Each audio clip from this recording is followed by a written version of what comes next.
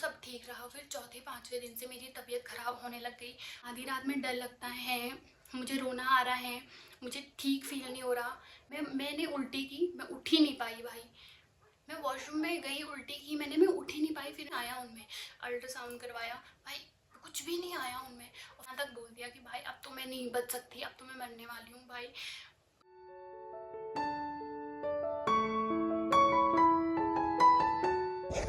Hello दोस्तों, good morning, welcome back to my another blog. दोस्तों मेरा नाम है हिमांशी और मैं बिलोंग करती हूँ उत्तराखंड केदारखंड की इन खूबसूरत सी वादियों से।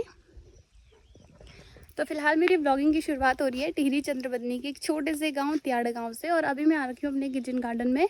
और अभी ना सुबह के 7:30-8 ही बज रहे हैं और धूप आपको दिख रही होगी, प्यारी सी खिल रखी है। अभी सनराइज़ ही हो रहा है और आज नाश्ता वास्ता कुछ भी नहीं बनाया है। सीधे मैं आ चुकी हूँ अपने किचन गार्डन में, क्योंकि आजकल पापा और घर पे नहीं है, तो आराम से अपना काम जब भी करो जैसे भी करो दिक्कत नहीं है। पर जब पापा और होते हैं तो टाइम से नाश्ता बनाना पड़ता है। और भाई वही काम है मेरा मेनली, तो मैं वही चीज़ पे ज़्यादा फोकस रखती हूँ। ये सब तो वो कर लेते हैं। पापा की ड्यूटी है सुबह सुबह किचन गार्डन में आना, यहाँ पे आलू लगा रखे हैं, हरी सब्जी लगा रखी है, जितनी भी सब्जी है सबको पानी वानी देना, ये सब उन्हीं का काम होता है। बाकी और टाइम पे तो 10:30-11 तक तो मैं किचन में ही रहती हूँ। आपको भी पता है कितना सारा काम हो जाता है किचन का। तो चलिए भाई, आज मैं थोड़ी सी निराई गुड़ाई कर लेती हूँ, क्योंकि पापा बैठ नहीं पाते, तो वो मेनली बोल देते हैं कि यहाँ से वहाँ से कर लेना। और फिर जितनी अक्ल मुझे होगी मैं उसी हिसाब से करती हूँ। थोड़ा थोड़ा दिखेगा तो उसके बाद ही तो करेंगे। ऐसा तो है नहीं हर दिन कि हर दिन कुदाल पकड़ो चलो खेत में, इतना तो है भी नहीं हमारा। क्योंकि मैं ऐसी जगह से हूँ जहाँ पे काम बहुत ज़्यादा होता था, तो हमें पता है कि मतलब काम कैसे करना है। थोड़ा बहुत आइडिया तो आ ही जाता है, क्योंकि मैं भी गांव से ही हूँ, तो मुझे है थोड़ा बहुत अंदाज़ा। तो चलिए भाई दिखा देती हूँ आपको। यहाँ पे लगाए रखे हमने आलू, जो कि पापा जी ने लगाए हैं, और ये आपको दिख भी रहे होंगे। आ भी गए हैं, मतलब खूबसूरत से लग रहे हैं अच्छे से। और यहाँ लगाए हैं मैंने, भाई बहू ने लगाए हैं यहाँ तो अभी आलू आना तो बहुत दूर की बात है, क्योंकि परसों ही मैंने लगाए हैं, तो इतनी जल्दी तो अभी आलू आए ही नहीं है बाहर। और बाकी नीचे का गार्डन ना ऐसे ही है, वो तो अभी पापा काम ही कर रहे हैं उस पर। ये आप देख सकते हो, पापा सोच रहे हैं कि थोड़ा वो आगे तक बढ़ जाए तो अच्छा है। और मेरे हाथ भाई बहुत मिट्टी मिट्टी वाले हो रखे हैं, क्योंकि अभी तक ना मैंने इसकी निराई गुड़ाई की, साथ में यहाँ पे पानी भी लगा दिया है।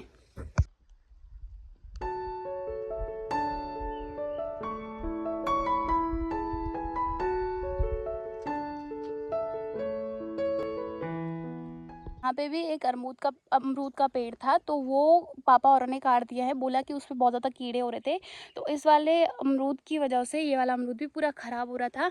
और मैं आपको अब दिखा रही हूँ, ये जब ना इस पर वो होते हैं ना अमरूद आते हैं, तो भाई इतना ज़्यादा अमरूद आता है इस पर कि ये पूरा झुक जाते हैं। पूरी जो इसकी नीचे की टहनियाँ है ना, एकदम नीचे उसमें लग जाती हैं, क्या मिट्टी में लग जाती हैं, इतने ज़्यादा होते हैं। तो सपोर्ट के लिए एक यहाँ पर पापा ने लकड़ी लगा रखी है। उठ के सीधे ही किचन गार्डन में आई हूँ, और फ्रंट वाला गेट भी नहीं खोला अभी तक, अब जाके खोलती हूँ उसको। तो भाई दोस्तों, तो अपना ही वाला गेट खोल लेते हैं। बाकी घर तो अभी काफ़ी इजी बिजी हो रखा है, जो कि मेनली रहता ही है। ये गेट खोलना इसलिए भी ज़रूरी है, क्योंकि यहाँ से हमारा मोटू और पग्गी आते हैं। अगर गेट खुला नहीं होगा तो वो ना यहाँ निशान मार देते हैं।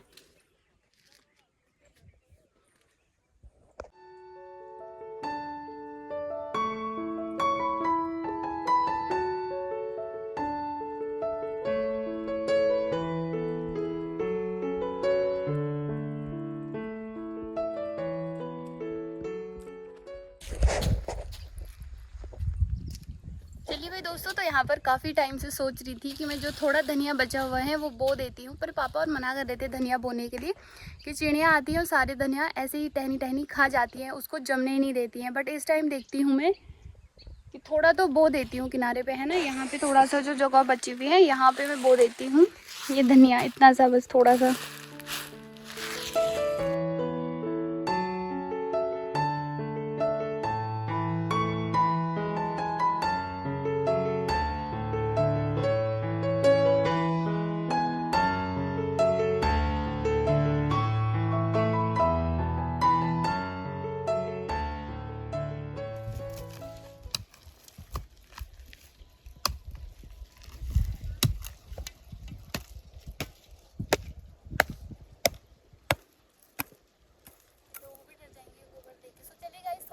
ले जाते हैं, जो कि मुझे चाहिए धनिया के लिए। वैसा गोबर तो नहीं है जैसा मुझे चाहिए, पर काम चलाने के लिए यही लेके जाती हूँ।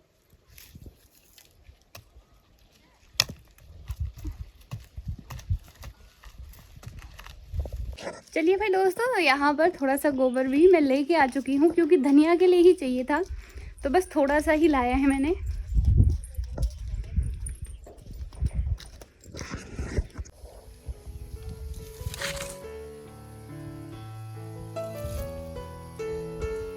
गोबर उतने काम का तो नहीं है, मतलब बारीक सा गोबर जो मुझे चाहिए था वो वाला नहीं है, तो काम चलाने के लिए कुछ भी लेके आ गई हूँ।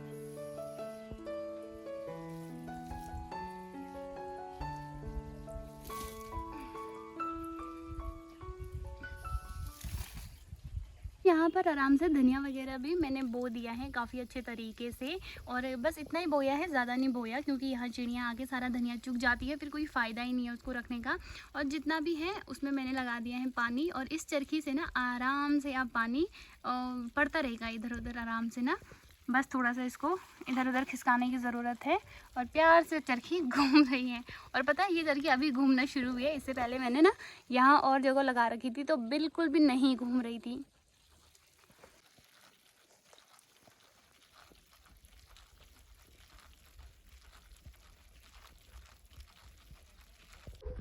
दोस्तों, यहाँ पर सुबह हल्का फुल्का काम करते करते कब इतना टाइम हो गया पता ही नहीं चला, और ऊपर का काम निपटाते निपटाते फिर मैं नीचे वॉशरूम एरिया की ओर चली गई थी। फिर वहाँ पर भी बहुत ज़्यादा सफाई वगैरह करने के लिए था, फिर वो करते करते बरामदा वगैरह बहुत ज़्यादा हो गया था, टाइम का बिल्कुल पता नहीं चला।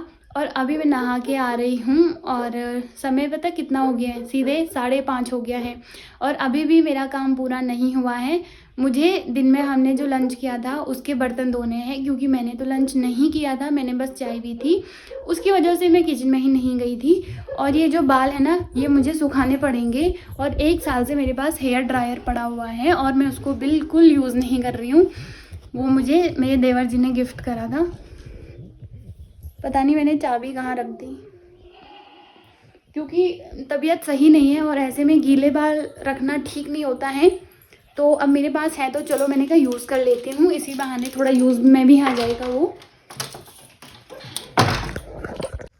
काफ़ी टाइम से व्लॉगिंग की नहीं है तो समझ में ही नहीं आ रहा है कि फ़ोन कैसे पकड़ना है, और जब वीडियो देख रही है तो पता चल रहा है कि वीडियो बहुत गंदी बनी हुई है। पर कोई बात नहीं, ऐसे करके धीरे धीरे करके ही मुझे मतलब वापस से अपनी उसमें आ पाऊँगी, वापस से अच्छे से ब्लॉगिंग कर पाऊँगी। और ये देखो भाई, एक दिन ना यहाँ का भी पूरा मैंने आपको सामान बताना था, अभी आपको मेकअप बॉक्स नहीं बताए मैंने, अपने सूट के कलेक्शन नहीं बताए, अनस्टिच सूट है सारी, इनमें ना कोई भी सूट सिली हुई नहीं है, और काफ़ी सारी तो अब मैं यहाँ से खाली भी कर रही हूँ, मतलब जो जो मुझे अच्छी लगती हैं तो मैं दे देती हूँ, मतलब रिश्तेदारों में, रिश्तेदार बोलो दोस्त बोलो, कहीं भी दे देती हूँ। तो इसको फिलहाल लॉक कर लेते हैं।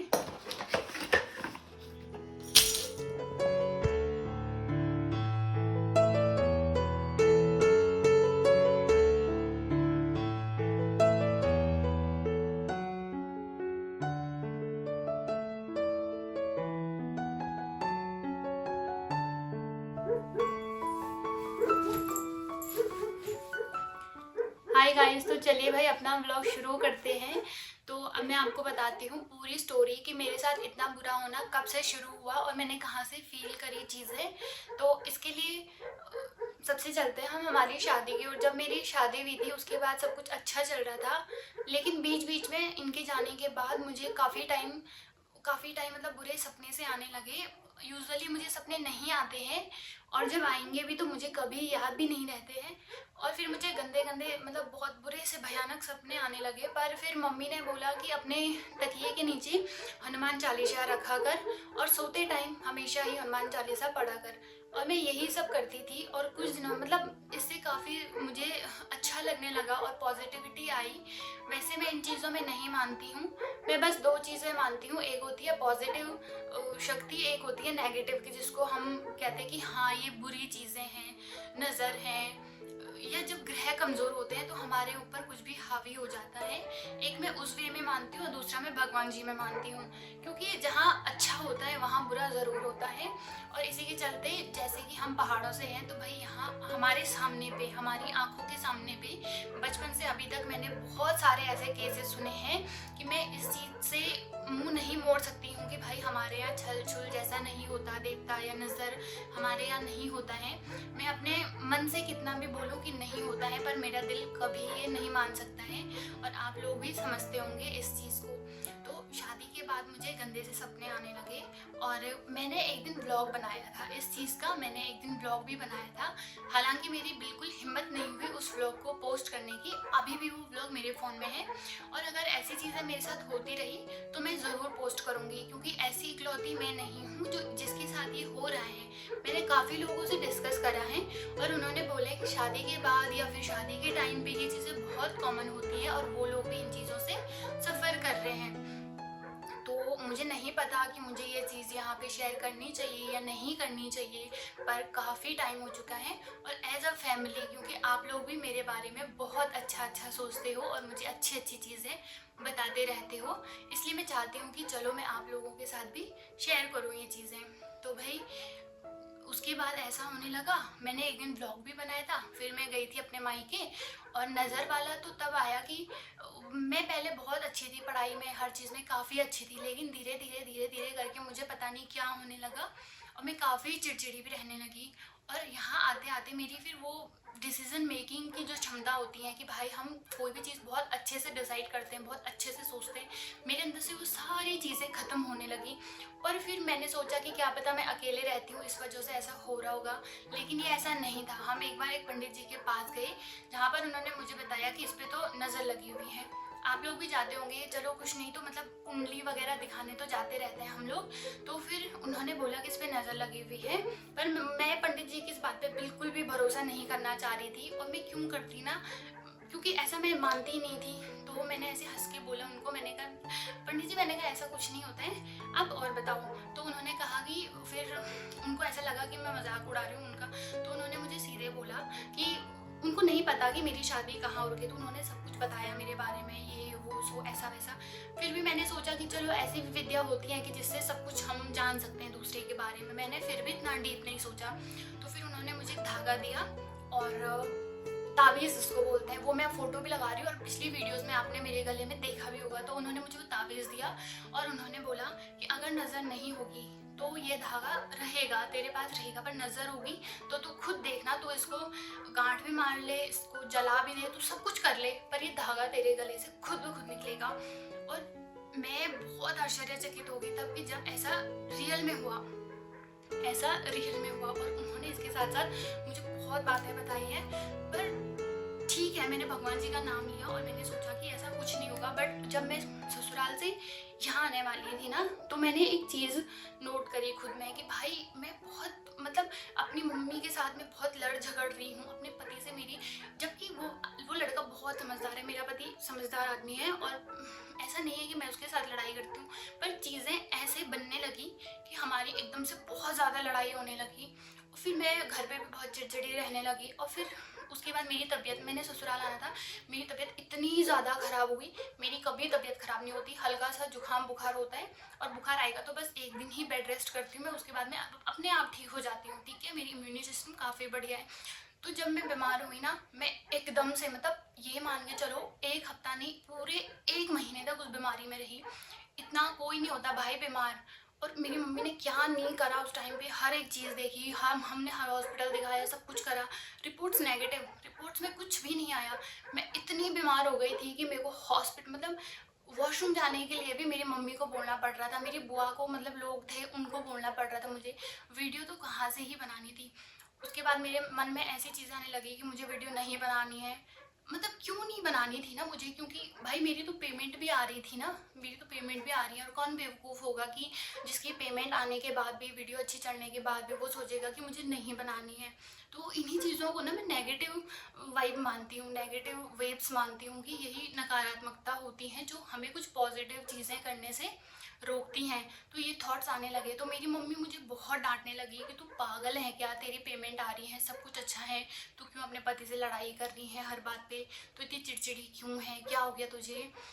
तब भाई, तब से मैंने थोड़ा सा माना कि हाँ ऐसा सब कुछ होता है। तो उसके उसके बाद मैं यहाँ आई ससुराल में, तो 2-3 दिन तो सब ठीक रहा। फिर चौथे 5वें दिन से मेरी तबीयत ख़राब होने लग गई। और मेरी सासू माँ नहीं है इस दुनिया में, तो मैं घर पे भी मतलब अकेली रहती हूँ। मेरे ससुर जी हैं, तो अब ऐसा होता है ना कि अगर हमारी सास है तो हम कम्युनिकेट कर लेते हैं उनसे, हमें प्रॉब्लम है हम उनको बता सकते हैं। ससुर को नहीं बताई जाती हैं ये चीज़ें। मैं नहीं बोल सकती उनको पापा कि मुझे आधी रात में डर लगता है, मुझे रोना आ रहा है, मुझे ठीक फील नहीं हो रहा, या मुझे बहुत बुरा लग रहा है। नहीं हो पाता है भाई। और मैं पता नहीं कैसे 1 साल हो गया है मेरी शादी को जैसे तैसे, बट सब ठीक है अभी तक। बस कुछ चीज़ें हैं जो ख़राब हो रखी हैं, और उनको ठीक कर लेंगे। तो उसके बाद मुझे इतनी मतलब एक बार मुझे उल्टियाँ आनी शुरू हो गई, बहुत ज़्यादा उल्टी उल्टी उल्टी। मैं वॉशरूम में गई थी और गलती से मेरा फ़ोन मेरी जेब में था। मैंने उल्टी की, मैं उठ ही नहीं पाई भाई।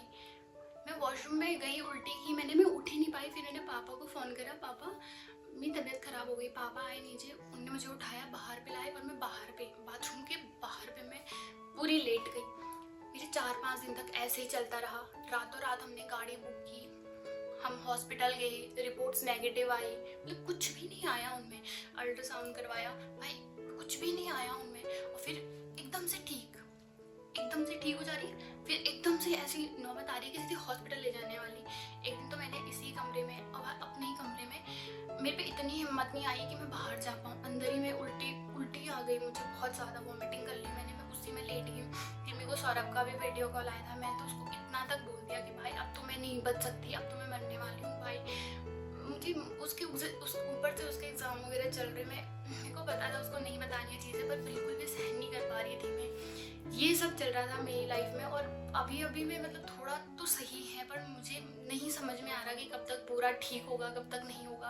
और दोस्तों मुझे सच में नहीं पता कि मुझे ये चीज़ आपके साथ शेयर करनी चाहिए थी या नहीं करनी चाहिए थी, बट इन चीज़ों से मैं सफ़र कर रही हूँ, मैं निकल रही हूँ। तो प्लीज़ कुछ अच्छा सा प्रे करना, और आप लोग के साथ ऐसा कभी भी ना हो, मैं भी प्रे करूँगी। और thank you all of you जो लोग मुझे इतना प्यार कर रहे हैं। मेरे 9000 के करीब मेरे सब्सक्राइबर हैं, और उनमें से 1000 लोगों ने तो मुझे पूछ ही लिया है कि दीदी क्यों नहीं ब्लॉग ला रहे हो, क्या हो गया।